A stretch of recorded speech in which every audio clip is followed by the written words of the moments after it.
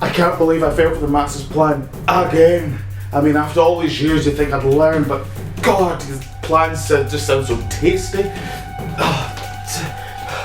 Something different's happening this time. Something that's never happened before. It's not even working anymore. What's happened to me? I think I'm actually degenerating.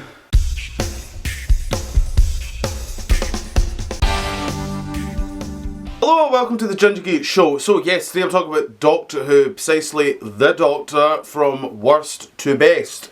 Now this is just a simple case of just my preference of what I might like to see from the Doctor, what I don't like to see from the Doctor, simple acting abilities of that they have and how I feel with them, how they were written, how they do it. I don't think it's just writing that's involved. I think there's also a mix of them involved.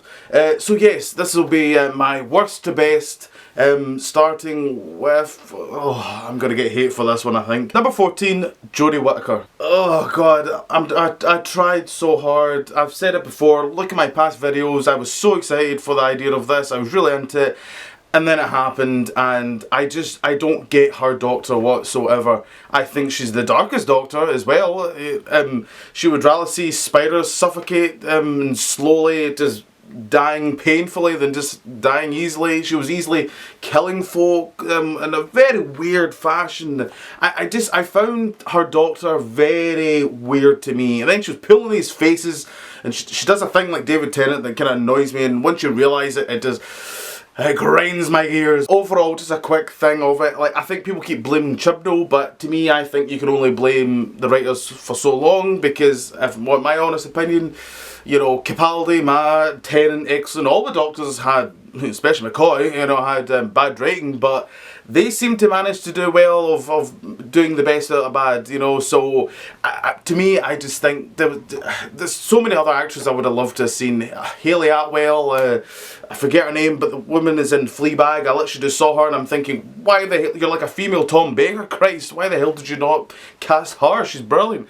I'm just not seeing it with Jodie whatsoever for me. At number 13, William Hartnell. I've not seen much of William Hartnell. This is why he's so low, and I feel bad where, apart from me, I was going to put him last, but then this is worst to best. I thought that's a bit of an insult to his Doctor, because I don't think he is the worst. The stuff I've seen from him, I think he is really good. He's a damn good actor, so I thought that was a bit of an insult to put him right there. But he is low simply on the list of, there's just simply not enough for me to really judge him on. But what I have seen him, you know, I like, but not in the calibre of what I love, really. At number 12, John Hurt. This is another one where I just don't think it's fair to put him too high up. I think he's great, but I think right now the bottom of the list it's the folk that I don't particularly like as a Doctor, or simply I just think there's not been enough of them, so I don't think it's very fair to put them high up.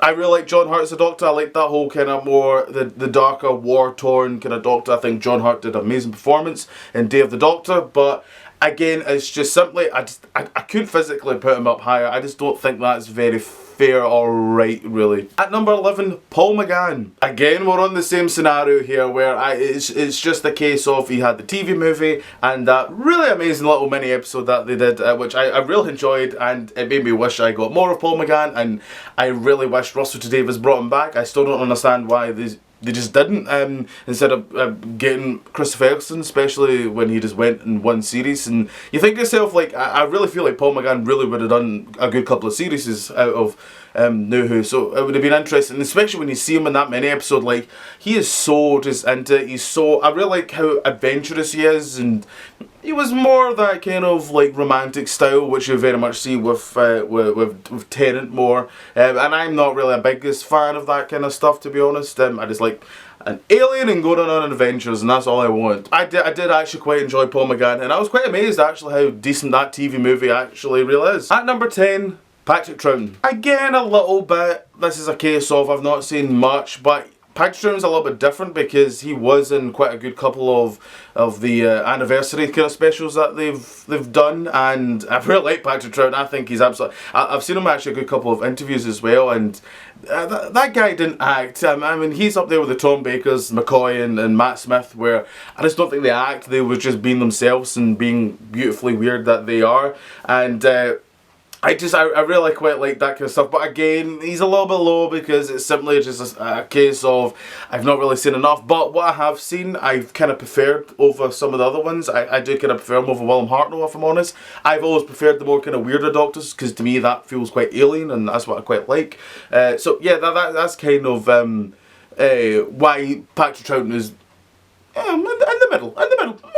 At number 9, Colin Baker. You know, I'm probably one of the ones that actually doesn't really mind Colin Baker, to be honest. A part of me actually really quite respects what he was trying to do, obviously, which was the trying to make a darker Doctor.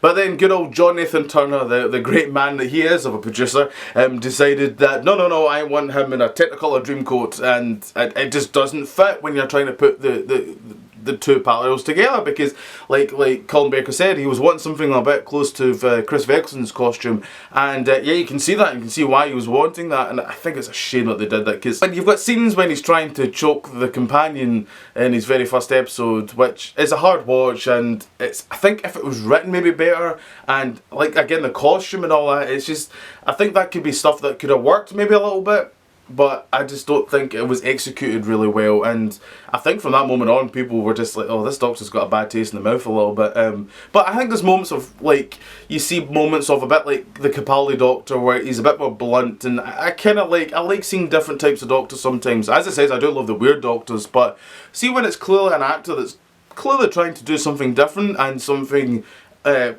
to put a bit more of a stamp down, I'm like, I gotta respect that a little bit, to be honest, but he's just in the halfway point, and I think that's a good spot for him. At number 8, Peter Davison. Peter Davison's always been half and half with me, hence why he's right here in the middle. I don't mind him as the Doctor, I don't think he's overly great. I think simply the only reason why I think he is quite good is simply because he had good writing.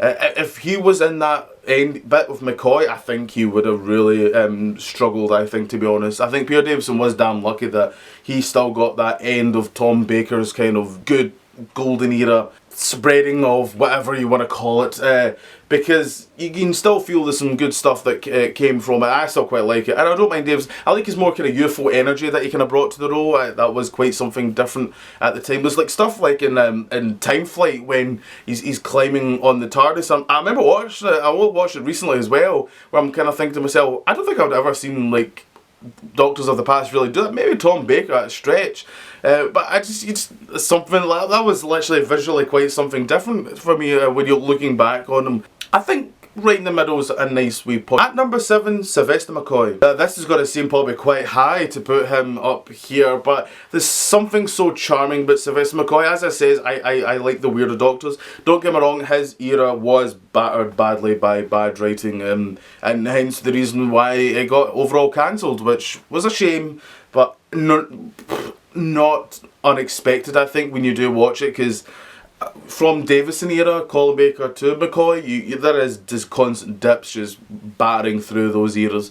But I think just McCoy shines so well. I think he's loving the role, he's right into it. You can see he's quite passionate about it, and he's getting to be himself, really, just jumping about and being weird, and I think he's brilliant. I actually don't mind his costume. I like the umbrella, the question mark umbrella I do really quite like. I'm not really a fan of the umbrella, the question mark jumper. I find that a bit too much, but overall I do quite like him. I actually quite like his sci-fi episodes. Some have a bit, don't really like them, the whole kind of Candyman costume and all that, but I think they're quite unique and quite out there, and I do like that kind of stuff. But overall, I do generally quite enjoy Sylvester McCoy. At number 6, David Tennant. Oh god, I'm getting a butcher for this one, I think, as well, putting him here, but I just don't love David Tennant the way everyone else does. I never have done. He's the most overrated Doctor you can find. Do I like him? Yes, I mean, he is 6. I do find him good. But not the way folk go on about him. Like, folk go on about, like, his era was so good. I'm like, it was great, sorry, not even good, great, actually. I'm like, have you seen Tom Baker's era? And I've talked to some of them, they go, oh, I only watched David Tennant's era. I'm like, well, you're not a Doctor Who fan, first of all. If you're just going to watch just one, like, era, that's not a fan to me. Don't call yourself a fan, because a fan is like, you watch the whole damn thing. That's just somebody who just wants to watch the show for a couple of weeks and that's kind of it. I don't mind David Tennant's era. It's got some of the worst episodes in it, which is ironic. People go on how amazing it is. It's got that Love and Monsters in it. It's got Fear Her. It's got like episodes where I'm just like, this isn't challenging my brain, which is kind of why I do prefer Stephen Moffat, which I think he does do more. That's what I want from a sci-fi, and I don't really get that. These mannerisms really quite grind on me a little bit. As I says, I've said it in another video, I'm sure. The fact he keeps saying what all the time, the fact that he kind of grunts his teeth and all that, it's like, see, when you notice these things, they do my nut in so much. And the whole Rose stuff, I think gets too overexposed. I think it gets too much. I don't like all that stuff. I think it gets too heavy-handed. But the saving grace, I do like him and Donna. I think him and Donna are great. I do like... That's one thing I like about Series 4, because I actually think Series 4 overall is weird. I don't know why that gets so much love. I know why, because obviously David Tennant and Donna, but that's just stories on its own. They're a bit kind of weak, to be honest. I mean, aliens that come out of fat, like, oh god. At number 5, Christopher Eccleston. Now, for a lot of folk, they would have probably put David Tennant before Christopher Eccleston, but like, by rights, he was my first Doctor, but that I get bored of that kind of shit, to be honest. I don't really like hearing that kind of stuff, because I'm just like, right, you're just being biased for the sake of bias, just for saying simply that word. But I do generally really like Eccleston. He's quite unique of that whole kind of like just having that one series, and it's weird how like he manages to do so well in that one series where nearly every other Doctor, that's not the case. They do need to have a good couple of series to get into it, and you wonder what Eccleston would have been like actually if he did do more. It would have been interesting to see. But I like his relationship a little bit better with Rose. I think it gets a bit too lovey-dovey with Tennant, and I think it overlaps the actual point of the show, and I think that's the reason why I get a bit done with the whole Tennant stuff a little bit, because with Eccleston it's very more, there's like a love, but it's not like in your face, it's not telling you that there's love. That's why there's a theory about going, that's why Eccleston turned into Tennant, so he could look young and good looking sort of thing, so that Rose would like him more. Apparently. He's a little bit dark because obviously the time war kind of stuff, and I think I like all that kind of stuff. I think Eccleston does a damn good performance in this series. I think he really is. He's probably, see when you think about it, he's probably out of the Doctors, he's probably up there with like with Capaldi, if I'm honest, in terms of like just great performance wise as a Doctor for me. At number 4, Tom Baker. Now to me, like Tom Baker is the Doctor. Like there's no point of kind of like saying, you know, like not having him at number 1, because I think it's just obvious to have him at number 1. But I do have ones I kind of prefer a little bit more. But I love Tom Baker like anyone else. He is amazing as the Doctor. But why is he at number 4? Well, simply, he's not consistently great, if I'm honest.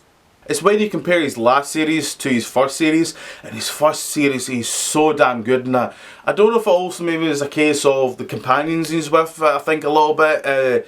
But overall, you know, I do love Tom Baker, but there's a couple more I just simply like a little bit more. At number 3, Peter Capaldi. Yes, I don't think a lot of folk will probably put Peter Capaldi up high, but recently I think he's been getting a lot more love, and quite right too, and I think it's a shame that he never did when he was going, because Peter Capaldi is damn good. He really is. To me, he is one of the best, and for a couple of reasons why. He's a huge fan, and I really like that, and you can really get that on screen. He is one of the best actors we've ever had as the Doctor. He is unbelievably amazing at what he does in performance wise in that show. It just, his whole aura around him. He does the whole great, like, old man kind of, you know, you kind of look up to a father figure kind of type thing, but at the same time he's like this kind of adventurous kind of action hero almost a little bit, and I like that kind of mix, and I love his costumes, and especially that beautiful red velvet coat that he wears, and I love his I love his whole era. I like the main thing I also really like is the fact that he's probably one of the very few that actually has a story arc, and especially in his first series where he's trying to really figure out just who he is. Something missing in the Jodie series, where they should have had that whole idea of, you know, oh, I'm a female now, this is a huge thing, and they just glossed over it and just did jokes about it, which I thought it was a bit kind of weird, but like Capaldi has this whole great story arc, and really actually runs through his whole era, really, of him kind of like changing and like being a little bit better, I guess, of himself. And also Missy is damn good in this era, and I think Peter Capaldi and her just really gel so well, and there's just so much reasons why I like when people go on about like oh I don't watch it anymore, I only watch David Tennant and that was it. I'm like, why really though? Like, you're not really watching Doctor Who, you're just watching it because you just find someone good looking, and that's it. And that is the real truth of that story, to be honest, because Peter Capaldi got some hate as well. People need to remember this. Like, Jodie got shit, which I didn't agree with, about obviously being a woman, and Capaldi got shit, which is now getting a little bit overlooked because he got shit for his age. I mean, he got interviewed and got asked, as like you're a bit too old for this role. I'm like why are people not like making a big more of a fuss? That's shocking to say to someone. It's like the Doctor's like 2,000 years old. You're never gonna get someone of the right age for that character. Let's be honest. But yes, overall, Peter Capaldi, I love that Doctor. At number 2, Jon Pertwee. Oh my god, I love Jon Pertwee so much. Like a lot of people would probably put Tom Baker over Jon Pertwee, but growing up, I just got more DVDs from Jon Pertwee, just how it worked out, and I just really just grew to love that Doctor more. There's something very dandy about him, something very kind of old romantic almost about him with the shirts that he wears and all that, which I like, and he's probably the most like violent Doctor, to be honest. The way he just, I just love the way he talks and the way he just like says to people like, I'm quite spry for my age. You know, I just love the way. Then suddenly you just go how with his karate, which I just love. And again, I like the whole kind of unit stuff. I think that was a great kind of something different with the show, which I really quite liked. And with the Brigadier and Joe, and I really quite like that. And also when Sarah Jane comes in, I think it's just brilliant. There's something really quite special about Jon Pertwee. He's got this right kind of the smile that he's got, the wee twinkle in his eye, and I've always really quite liked Pertwee, and I think he gets quite underlooked overall in the kind of grand scheme of it all, which I think is a bit of a shame, because he's honestly one of my favourites, and you should really, if you don't, give Pertwee a chance. At number 1, Matt Smith. Yes, Matt Smith is my favourite Doctor. He's like, from the moment I saw him on screen, I was like, wow, I think this actually might be the moment where I found my Doctor. Because it was at a time where I still remember this, it was a time where I was done with Doctor Who at the kind of end of Tennant's era. I thought these specials were just, apart from Waters of Mars, I liked Waters of Mars, but I just didn't like Planet of the Dead and the Soundman Christmas special. I thought, this is just whack. And then I thought his 2-parter End of Time, I thought that was just a dreary mess, if I'm honest. Like, the Master having superpowers and all that kind of stuff, Tennant just greeting for 2 hours. I'm like, what happened to the fun Doctor Who anymore? It was a downer, and it was actually a time where I actually grew to really love Torchwood, and I was actually preferring that show over Doctor Who. And then Matt Smith appeared, this beautifully weird, majestic, mad, everything I think the Doctor should be, with a twinkle of that darkness right there. And when Matt does those moments, oh my god, he's so good, and it's so overlooked how well he does that. I find him, when Matt goes dark, I find it more scary because you don't expect it. When Capaldi or Exon or Colin Baker goes dark, you can't expect it. Even a little bit from Tennant, because he does it so much anyway, so you're kind of used to it. A little bit even like Jodie now. But Matt was so energetic, he was fun, he was young. And then when he goes dark, it's like, whoa, this is more serious, because it means more. When you have a character that isn't always dark, when they do go to that dark place, it's a bit more heavier. It means something. And when he has those emotional scenes, which isn't much, because it doesn't get, it doesn't get overused in the Tennant era, where it's not nearly every other episode, he's crying. But when Matt cries, you feel more, you feel it. When Amy goes, you feel that, because, again, the Doctor and Amy, 2 series and a good 5 episodes together in series 7. That's a good chunk, you know. When he goes, you feel that emotion, you feel that connection. Matt just does a damn good job. He's got something about his eyes, I just feel, where like I remember somebody said this a long time ago, and it's still so true, where he's the youngest actor, but he looks the oldest Doctor. It's true. It's so weird how the way he carries himself, the way he walks. I love his costume, both of them. I like that tweed from the start, and then I like the kind of purple kind of tweed that he gets. The bow tie is one of the most iconic things that's happened in Doctor Who. The fez even more iconic, probably, since the scarf. Christ, that's pretty sudden, you know. I really love the Doctor, and what I kind of liked about his Doctor, and especially what Matt was trying to also showcase is be yourself, be weird, don't care what anyone else kind of thinks. Because that was also the problem I had with Well about David Tennant, was I always felt like he tried so hard to be cool, and being my young self, I was thinking, oh, I have to be cool in this world. Then Matt came along and he was just like, I just eat fish fingers and custard, who cares? And I really like that, and I love that. And God, when he went, I was a bloody mess, to be honest. But overall, I love him. I've got a tattoo. I don't know if it's there. I've got him there. He's my favourite. Still is my favourite. I wish he did another series. I really do. I really wish he did another one, if I'm honest. And he wishes. I remember he said he wished he did another one. But yes, that's my list of worst to best. I would love to know what you guys think. It's probably going to be an interesting choice. But that's the beautiful thing about this is it's completely just your opinion of what you have, and it's going to be completely different. And that's what's beautiful about that. And I would love to know what you guys think. So you comment down below. You tell me your opinion. And I can't wait for you to tell me how wrong I am, because I haven't been told that many times already in the comment section. So that's always fun. Go on my bio. You can follow me. I'm gonna actually plug, because apparently that's what you meant to be doing on YouTube. I don't do it because I don't particularly care, but you know, that's it. So go on my bio. You can there's the Facebooks, there's the Instagrams, and there's the Twitters. You can have me in there, okay? So you can see. So more videos in the future. So until then, see you later.